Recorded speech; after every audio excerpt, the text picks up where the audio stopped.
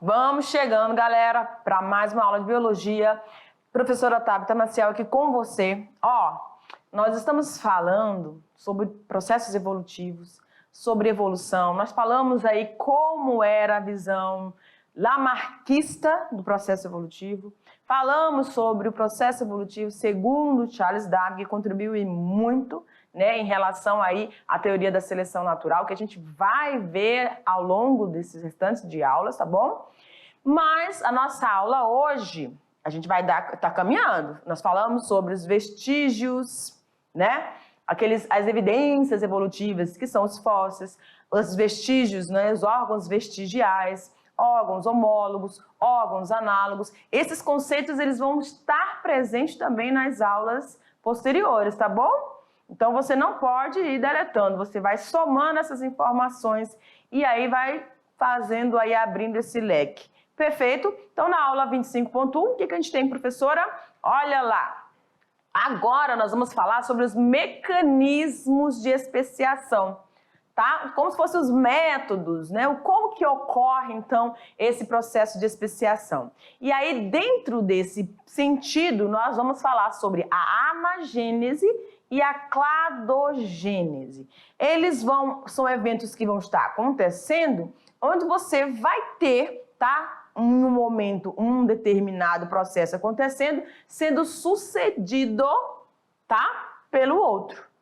Eles não são, assim, totalmente aleatórios, né? Isolados, tá bom? Separados. Perfeito? Então, vamos, então, para o nosso material, para você acompanhar direitinho e faça as anotações devidas, tá bom? Mas vamos, então, para a nossa habilidade desta aula. A gente vai compreender os fatores filogenéticos. Quando a gente fala de fatores filogenéticos, são aqueles ligados aos processos evolutivos de cada grupo, tá? E a gente vai lembrar aí dos grupos ancestrais, enfim, ok? Como orientadores do processo evolutivo. Perfeito? Então, olha lá. Passando. Então, aqui nesse slide, a gente tem aí uma imagem de crânios. Perfeito? Esses crânios a gente consegue identificar, tá? Que se tratam de espécies e que essas espécies evolutivamente passaram por modificações. A gente pode observar na parte superior da maxila que houve, né? Então, dentro dessa imagem, uma involução, ou seja, um retrocesso aí nessa questão da maxila, tá bom? A gente pode observar também que em alguns deles, há uma certa protuberância aqui, que vai desaparecendo. Então, existem características dentro dos grupos de seres vivos que podem sofrer essas modificações e a gente vai falar justamente disso. Como é que funciona essa forma dessas alterações, dessas mudanças, o que vai influenciar nessas mudanças, ok? Então, olha lá, o processo evolutivo vai envolver dois mecanismos de especiação, a anagênese e a cladogênese, ok? Então vamos ao conceito, enfim. Anagênese e cladogênese estão relacionadas a diferentes modos de evolução das espécies. Então, cada grupo de ser vivo, aqui a gente tem um morceguinho, que é um mamífero, né? E é um dos únicos que tem essa capacidade de realizar voo. A gente viu que esse morcego, ele, apesar de ser um mamífero, ele tem uma característica homóloga a outros grupos de seres vivos como nós. No caso, a estrutura óssea dele, que forma aí as suas asas, tem a estrutura homóloga aos nossos membros anteriores, nossos braços, né? A gente viu isso na aula anterior. Então, essa capacidade de identificação de estruturas presentes em grupos, mesmas estruturas, né? Mesma origem, a partir de um grupo ancestral, isso nos traz essas evidências e agora a gente vai ver como que isso ocorre dentro das populações. Lembram quando nós estávamos falando sobre Charles Darwin? Olha aqui para mim. Quando nós estávamos falando sobre Charles Darwin, ele fez uma observação diferente do que Lamarck. Ele começou a observar e ele identificou o quê? Que dentro de uma população existiam variações. Isso é muito importante. Por quê? Essas variações são frutos de combinações ou recombinações ou processos mutacionais gênicos ou cromossomos que fazem com que dentro do mesmo grupo populacional, tá? De uma mesma espécie, porque se é uma população, você só tem indivíduos da mesma espécie. Isso a gente já entendeu. Então, essas variedades de características, um tem a orelha maior, outro tem a orelha menor, um tem o pescoço maior, outro tem o pescoço menor, um tem garras maiores, outros têm garras menores. Isso vai fazer com que dentro do processo de especiação, para o surgimento de uma espécie, você tenha formas diferentes. Por isso que a gente chama de mecanismos de especiação. Tudo bem? Então, o foco é nessa variedade aí. Vamos para o quadro? Olha lá. Então, as espécies estão em constante mudança e, no passar dos anos, elas adquirem mudanças suficientes, presta atenção, ao longo dos anos, elas vão adquirir mudanças suficientes que, se os espécimes daquela espécie hoje fossem comparados com os espécimes da mesma espécie, tá? Há um certo tempo atrás, essa reprodução seria inviável. Professor, o que acho que foi que a senhora falou aí? Presta atenção aqui, ó. O que está dizendo esse textozinho aí? Que essas mudanças a níveis de características dentro de uma população, elas, ao longo do tempo, podem se tornar tão distintas a ponto de que, se um grupo, já houve uma especiação, se essa espécie se unir a essa espécie de onde ela descendeu, elas não conseguiriam mais, tá, se reproduzir, tá? Por que eu estou falando isso? De se reproduzir, capacidade? Presta atenção. Quando a gente fala de especiação, é o surgimento de uma nova espécie. Nós estamos falando sobre mecanismos de especiação. Então, eu tenho que ter um processo que vai originar uma nova espécie. Perfeito? E o que é, professor, espécie? Quando os organismos de uma população, tá? Os indivíduos de uma população, estando no ambiente, conseguem se reproduzir entre si, deixando descendentes férteis, eu tenho uma espécie. Então, existe um fluxo gênico, existe um movimento genético dentro daquela população. E outro ponto importante, esse fluxo gênico, essa reprodução entre esses indivíduos, elas são, tá? Elas precisam estar ocorrendo mesmo que a espécie ou outro grupo esteja no local mais distante.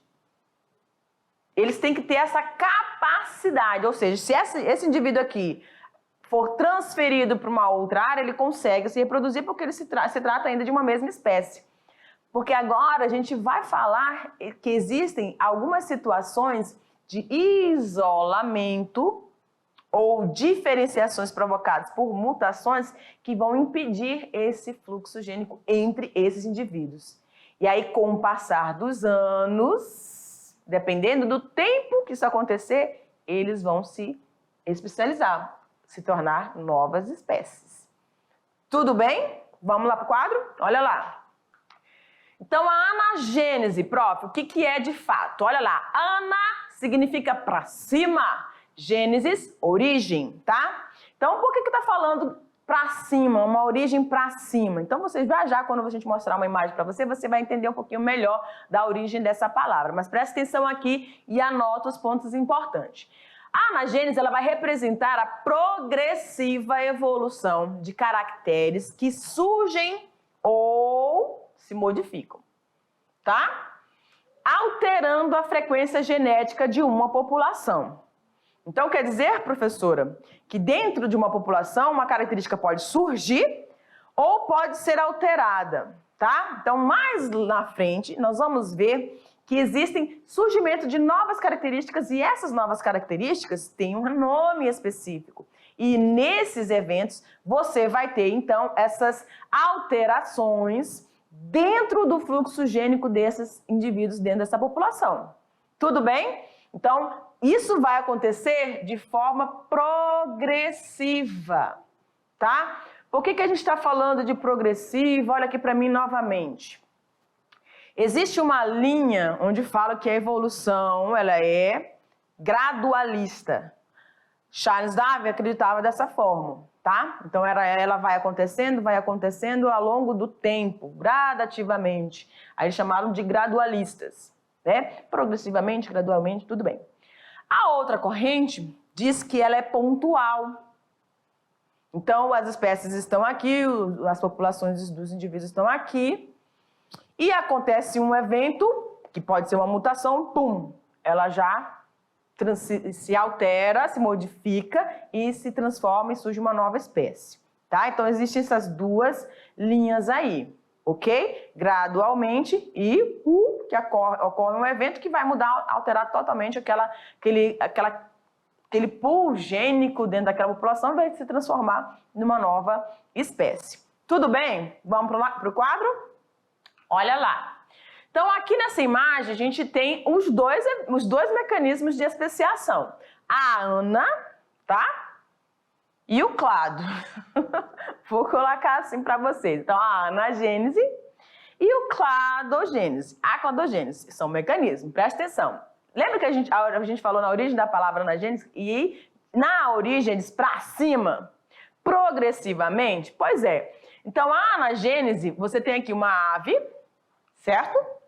Essa ave, ao passar pela anagênese, ela vai sofrer ao longo do tempo, e esse tempo vai ser determinado representado por essa setinha, tá? Ao longo do tempo, houve algumas situações que alteraram, modificaram as características dessa avezinha aqui. E aí, essa ave acabou se transformando numa outra ave. Então, você teve o processo de especiação. Tá? Professora, mas o que vai provocar essas alterações? Te acalma. Primeiro que eu preciso que você entenda que existe um tempo e na anagênese o processo vai acontecendo até que chega a finalização do processo do surgimento dessa nova espécie. Então, aconteceu a especiação, tá certo? Vamos dizer que ela é linear. Ok. Isso a gente observando essa imagem aqui. Agora, na cladogênese, professora, o que eu tenho? A mesma avezinha, só que essa avezinha, em vez de originar uma espécie, ela vai originar duas, com características distintas, senão não seriam duas espécies, certo? Então, você tem a espécie A, que vai originar a espécie B e a espécie C. Então, ela se ramificou. Quando a gente tem a ramificação, tá? Linhas evolutivas distintas a partir de uma, a gente diz que ocorreu uma ruptura. Então, essa ruptura identifica que houve um evento, um mecanismo evolutivo chamado cladogênese. Ok? E aí a gente vai entender agora quais são as formas, os fatores que vão influenciar para que a anagênese e a cladogênese ocorram. Professora, quer dizer que se acontecer a anagênese, a cladogênese não vai acontecer? Vocês vão prestar atenção e vão perceber que a cladogênese, ou seja, a ruptura dessa população original, ela pode ter o seu início aí por vários eventos, mas a anagênese pode ser uma consequência, vai estar acontecendo também junto com a cladogênese. Tudo bem? Então vamos lá. E aqui nessa imagem a gente consegue perceber benzinho que as espécies novas, B e C, são totalmente diferentes, pelo padrão de coloração, tá bom? A C tem até uma cauda, né? Ganhou uma cauda linda ali, ó, tá? mais longa, mais vistosa, provavelmente isso aí vai favorecer muito essa espécie no processo de acasalamento, tá? Que as fêmeas, elas ficam, são atraídas, vamos dizer assim, pelas cortes, né, dos machos. Então, alguns fazem os ninhos bem bonitos, outros mostram o peitoral bem bonito, e assim, a imponência. E algumas aves mostram a sua coloração mesmo. Isso faz com que a fêmea entenda. Preste atenção, ela não vai ficar, eles não têm esses raciocínios, mas intuitivamente, né, vamos dizer assim, a fêmea, quando ela olha para esse macho mais vistoso, ela diz, poxa, esse cara tem potencial para deixar, né, gerar filhotes saudáveis também, tá? E isso é importante porque para a reprodução animal, o que importa é deixar descendentes e esses descendentes também capazes de deixar seus descendentes, seus genes ali. Perfeito? Vamos continuando. A anagênese ocorre quando uma espécie origina outra ao longo do tempo. Então, é um evento que vai estar acontecendo para todos os grupos de seres vivos, normalmente, tá? Então, você tem uma espécie hoje, essa espécie vai estar passando por fatores vão estar influenciando as suas características genéticas, que vão ser expostas no fenótipo, lembram? E aí, ao longo do tempo, elas vão começar a se modificar tanto, e o ambiente tem muita influência sobre isso, tá? Então, o ambiente vai influenciar também nessa questão aí, para que essa característica, que seja benéfica para o grupo, permaneça. Aí a gente lembra da seleção natural. Então, na seleção natural, trazida por Charles Darwin, o que vai acontecer? Quando ocorre a seleção natural?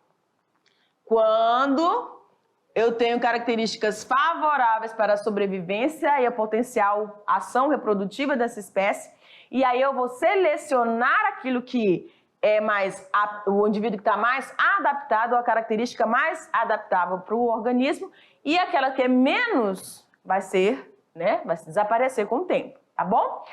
O contrário da anagênese é o quê?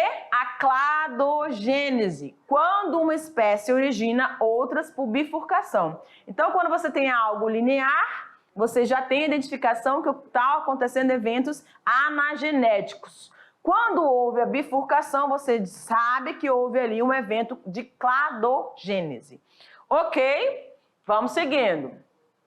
Uma inovação orgânica favorável ou desfavorável, selecionada e adaptada ao ambiente. Então, todos os grupos de seres vivos, agora olha aqui para mim, fica com aquela imagem lá, o garotinho tá admirando, né? Tá observando ali um morceguinho e um golfinho. Então, esses organismos vivos que nós apreciamos, muita gente se apaixona por determinados grupos de animais, né? Essa diversidade que nós temos hoje são frutos de processos evolutivos, cientificamente falando, em relação aos grupos que esses indivíduos têm a sua ancestralidade. Tem a questão das transmissões das características de um indivíduo para o outro. Só vai permanecer a característica que favoreça esse indivíduo no habitat que ele está presente, certo? Então, se eu tenho um animal aquático que tem uma mobilidade melhor, consegue respirar, passar mais tempo, então tudo isso vai sendo moldado, organizado para que essa espécie consiga sobreviver nesse ambiente, seja no espaço aéreo, voando, porque a gente sabe que existem determinadas alturas onde o ar vai ficando rarefeito. Então, essas espécies vão ter que também se adaptar. Algumas vão ficar numa parte mais inferior, outras vão conseguir alçar voos mais altos, que são mais resistentes a baixa quantidade de oxigênio no ar. Enfim, tem várias características que vão aí sendo selecionadas para cada grupo, para cada ambiente, e isso tudo ao longo do tempo. Vamos continuar? Olha lá. Geralmente, joga lá, geralmente se estabelecem por eventos relacionados à mutação. Presta atenção. Professora, você está falando de quê? Estou falando de anagênese, tá? Ó, presta atenção. Geralmente, a anagênese se estabelece a partir de eventos relacionados com o quê? Mutações. Deixa eu colocar aqui que eu gosto desse negócio. Aí. Mutações, tá? Permutações ou recombinações gênicas. E também você pode incluir aí, tá, meus amores? Você pode incluir aí seleção, né? A seleção natural, tá? Ah, é, professora? É. Porque quando uma mutação acontece e ela for benéfica para o grupo, tá? Então, houve um evento mutacional, gênico ou cromossômico, houve um surgimento de uma nova característica. Então, toda vez que a gente fala de anagênese, a gente lembra, opa, surgiu uma característica. Qual foi o motivo do surgimento dessa característica? Houve uma mutação? Houve uma recombinação? Tá certo? Quando a gente lembra de recombinação, permutação, a gente lembra do processo de meiose, não é? Crossing over. Professor, é verdade, tá? Onde você tem os preçozinhos das cromátides se alterando nos cromossomos homólogos e assim você tem uma maior variabilidade. Essa variabilidade genética favorece o surgimento de características dentro daquele grupo, tá? Então, a seleção natural agora vai agir sobre esse evento mutacional ou sobre esse evento de permutação ou alteração ou recombinações gênicas. Tudo bem? Então, nós temos 3 situações aí que favorecem a anagênese para o surgimento dessas novas características. Ok, vamos continuar então. E a cladogênese, prof? O que é então a cladogênese? Ah, eu entendi que tem uma... quando eu pensar em cladogênese, tem uma bifurcação, surgimento de 2 novas espécies. Isso aí eu entendi. Eita. O que leva então esse evento? Vamos lá, passo a passo. A cladogênese compreende a ramificação filogenética, ocasionando a ruptura. Hoje eu vou usar esse aqui. Ó, ruptura. Vixe, não ficou, mas tudo bem. Ruptura na coesão de uma população. Então, eu tinha uma população vivendo no ambiente, num determinado espaço, seja ele terrestre, aquático, tá? E aí eu tive algum evento que rompeu a conexão dos indivíduos dessa população. Professora, o que seria isso? Calma, teu coração, vamos lá. Essa ruptura em função de contínuas transformações anatômicas e funcionais. Então, essa ruptura, o que motivou essa separação, tá? Essa falta de coesão entre os indivíduos dessa população vai fazer com que transformações a nível anatômicos e funcionais ocorram agora. E aí, a partir de então, você vai ter, presta atenção, olha aqui para mim. Presta atenção. Eu tenho uma população X aqui. Essa população estava aqui se reproduzindo. Elas são potencialmente reprodutivas, que a gente diz, né? Por quê? Porque se eu tirar uma daqui e botar em outro espaço, ela vai continuar conseguindo se reproduzir. É mais ou menos assim. Por exemplo, nós, né, brasileiros, representamos uma população, vamos dizer assim. E aí, essa população, eu, brasileira, saio daqui e vou para um país distante, né? Chegando lá, eu posso encontrar uma pessoa, né? Posso me apaixonar e o que acontece? Eu vou casar, vou me reproduzir. Eu tenho essa capacidade de gerar os filhos mesmo de uma pessoa? Tem. Então, isso é a espécie. Então, você tem capacidade de ter fluxos gênicos mesmo a longa distância. Quer dizer que se eu puder unir esses indivíduos, eles ainda continuam podendo se reproduzir. Ou seja, tem a mesma espécie ainda. Não houve especiação. Estão entendendo a jogada? A partir do momento que eles não conseguem mais se reproduzir, eu posso colocar eles juntos, mas eles não têm mais capacidade de reprodutiva, ou eles podem até se acasalar, mas não deixam descendentes férteis. A gente vai ver isso mais pra frente, mas você precisa entender isso aqui, tá bom? Então, no evento cladogenésico, eu tô aqui com aquela população que eu estava dando exemplo, né? Aqui é a população X. E aí, vamos dizer que, ao longo do tempo, houve uma ruptura. Ou, né, essa população começou a formar uma montanha e essa montanha isolou essas populações, ou a formação de um rio isolando essas populações, e dentro dessa população, lembrem, dentro dessa população existiam variedades, elas não eram iguais, idênticas, tinham variedades. E isso que é interessante, porque é nessa jogada dessas variações provocadas pelas recombinações gênicas, pelas mutações, tá? Eventos anagenéticos estão continuando aqui acontecendo, ó, tá? Mas agora quando veio um isolamento geográfico, que é o que mais marca a cladogênese, aí o que você vai ter agora? Essa separação. E nessa separação, você pode ter duas novas espécies. Por isso que elas ramificam a partir de um ancestral. Tudo bem até aí? Vamos continuar? Olha lá no quadro. Então, você tem... Ok, quase que não passa. Deixa eu ver se é isso mesmo, se não passa mais de um. Ok. Em resposta às condições ambientais, resultam na dicotomia, ou seja, naquela ramificação, né, dos grupos da população, estabelecendo diferenças capazes de originar clados não compatíveis. Quando a gente fala que eles não são mais compatíveis, que eles não conseguem mais se reproduzir, tá? Deixando os descendentes férteis. E aí você vai ter o início do processo de especiação. Então, o evento cladogenético, ele vai marcar essa ruptura, mas o que vai fazer que, de fato, novas espécies surjam a partir desses grupos que foram isolados, vai depender aí da continuidade dos eventos anagenéticos, tá bom? Então, olha lá, a cladogênese corresponde a um processo evolutivo que gera ramificações nas linhagens de organismos ao longo de sua história evolutiva. E isso vai implicar obrigatoriamente, tá? Em especiação biológica, certo?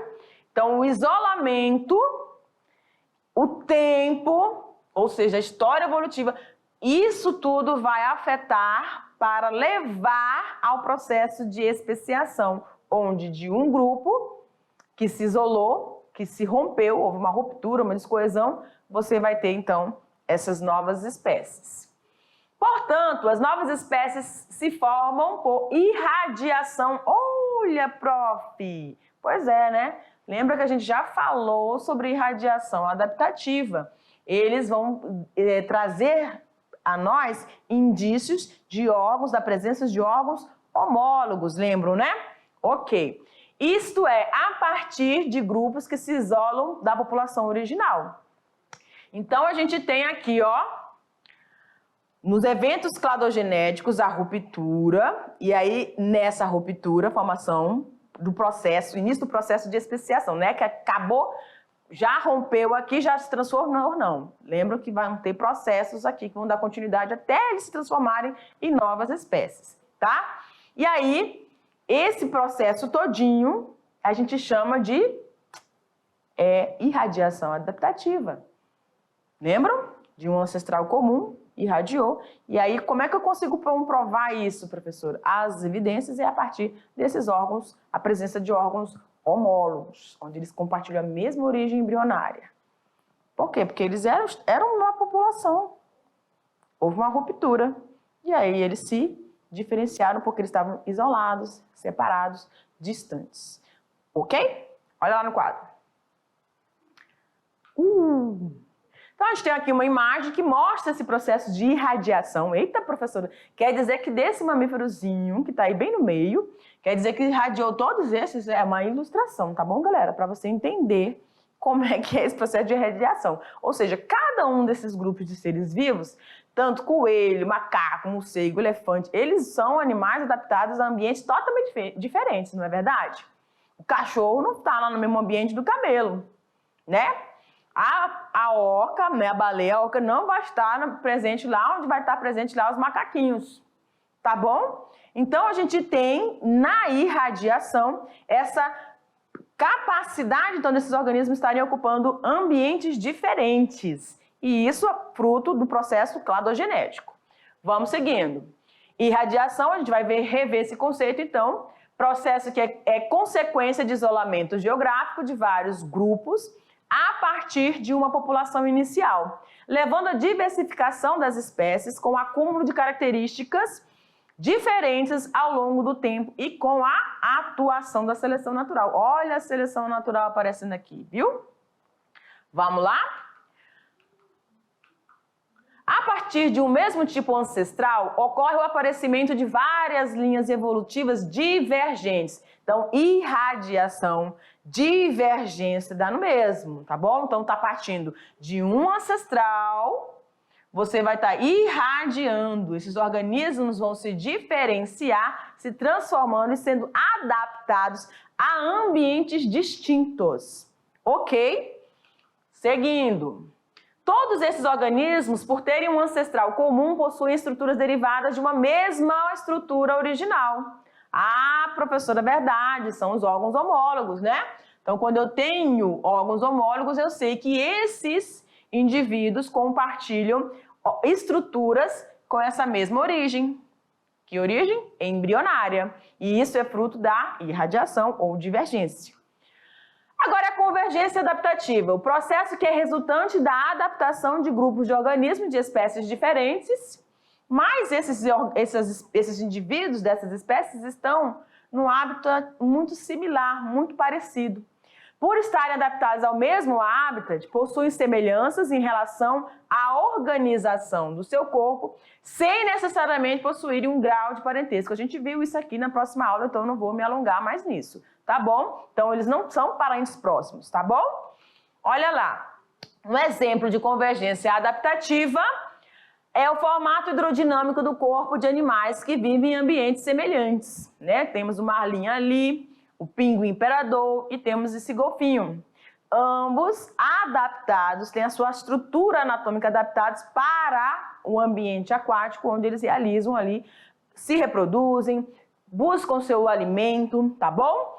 E estão muito bem adaptados, obrigada, ao ambiente que estão inseridos. E isso é fruto da convergência. O ambiente acabou moldando ao longo do tempo as características que os assemelham, tá bom? Vamos seguindo.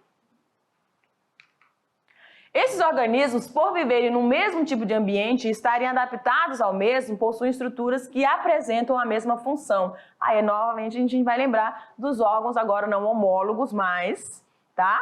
Mas análogos. Por quê? Eles são semelhantes porque eles vão desempenhar a mesma função pelo fato de estarem inseridos num ambiente muito similar. E isso vai acontecer da noite para o dia, prof? Não, ao longo do tempo. São semelhantes pela função e não por terem uma mesma origem embrionária ou pelos organismos possuírem ancestral comum. Então, não tem nada a ver nos órgãos análogos, não tem nada a ver deles terem a mesma origem embrionária, não, tá?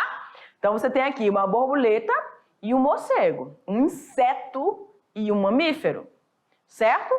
Ah, professora, mas os dois têm asinhas e os dois conseguem realizar voo. Perfeito. Só que no morcego você tem, lembram? A origem embrionária, você tem o carpo, o metacarpo, os artelhos, aqui, ó,